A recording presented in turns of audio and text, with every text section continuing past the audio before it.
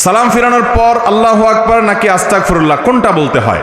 সালাম ফিরানোর পর নবী করিম সাল্লাল্লাহু আলাইহি ওয়াসাল্লাম কি বলতেন? বেশিরভাগ হাদিসগুলো থেকে আমরা জানতে পারি তিনি ইস্তেগফার বলতেন, আস্তাগফিরুল্লাহ আস্তাগফিরুল্লাহ আস্তাগফিরুল্লাহ তিনবার। এরপরে পড়তেন আল্লাহুম্মা আনতাস সালাম ওয়া মিনকাস সালাম তাবারাকতা ইয়া যাল জালালি ওয়াল ইকরাম। বুখারীর একটা হাদিস আব্দুল্লাহ ইবনে আব্বাস রাদিয়াল্লাহু তাআলা বর্ণনা করেছেন, সেখানে আছে নবী সাল্লাল্লাহু আলাইহি ওয়াসাল্লামের নামাজ শেষ হওয়াটা তিনি জানতে পারতেন, টের পেতেন নবীজির মুখের তাকবীর শুনে।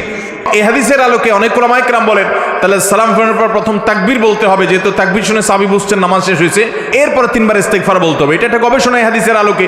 অবশ্যই এটা যে সমস্ত উলামায়ে কেরাম বলছেন এই হাদিসের ভিত্তিতে বলছেন, সেটিকে উড়িয়ে দেওয়া যাবে না, অর্থাৎ তারা হাদিস বিরোধী আমল করেছেন বলা যাবে না, এটাকে সুন্নাহর খেলাফ বা আপনি একেবারে সারাসার গলত বলবেন না, বরং এটা তার গবেষণা হতে পারে এটা।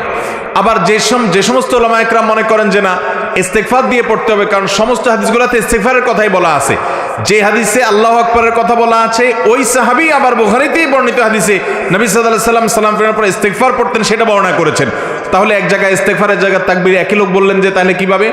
তো এটার ব্যাখ্যা অনেকে বলেছেন যে এটার মানে হলো যে নামাজের তাকবীর তিনি শুনেছেন সেটার কথা বলেছেন, অথবা নামাজের পরে সুবহানাল্লাহ আলহামদুলিল্লাহ আল্লাহু আকবার নবীজি কখনো জোরে পড়ছেন সেটা শুনছেন উনি, ওইটার কথা হয়তো তিনি বলেছেন।